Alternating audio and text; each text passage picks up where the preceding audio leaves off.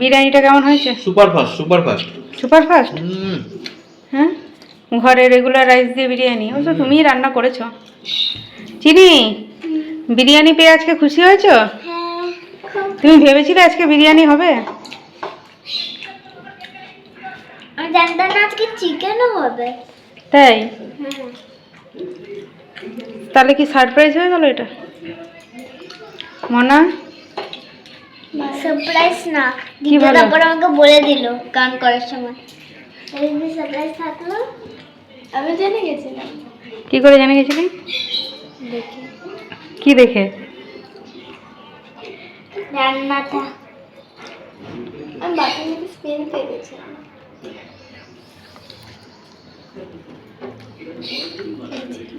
আমাদের regular rice, যেই রাইসটা আমরা রেগুলার খাই সেটা দিয়েই বানানো হয়েছে বিরিয়ানি, আলাদা কোনো রাইস নয়। আর ঘরে যা যা মশলা ছিল বলো, এটা হালকা মশলা।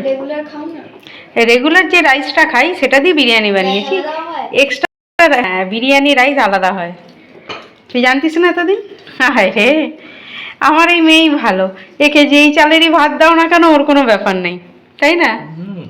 ওকে তুমি রেশনের চালের ভাত দিলেও টের পায় না কি দিয়ে খাচ্ছে, আর তোমার দেরাদুন রাইস দাও, যাই দাও, ও সবই এক ওর কাছে। হ্যাঁ, সব চাল একই বাবা, দেখতে তো একই হয়। হ্যাঁ ঠিক, এইটাই ভালো। লক্ষ্মী মেয়ে, কোনো খাওয়ার বায়না নেই, যা দিয়ে দাও খেয়ে নেবে, উচ্ছে ভাজা দিয়েই গোটা ভাত খেয়ে নেবে, কিছু লাগবে না। কিন্তু এর রাতের বেলা খাবারে তো কিছুই নাই, কিছুই খাই না। কেন কেন কেন? আমি যেরকম দুধ বিস্কুট খাই। এটা রাত না, এটা সন্ধ্যাবেলা। হ্যাঁ, সন্ধ্যাবেলাতেই খাই। হ্যাঁ, সন্ধ্যাবেলা ও বর্নভিটা খায়, দুধ বিস্কুট খায় না। বর্নভিটা দিয়েছিলে?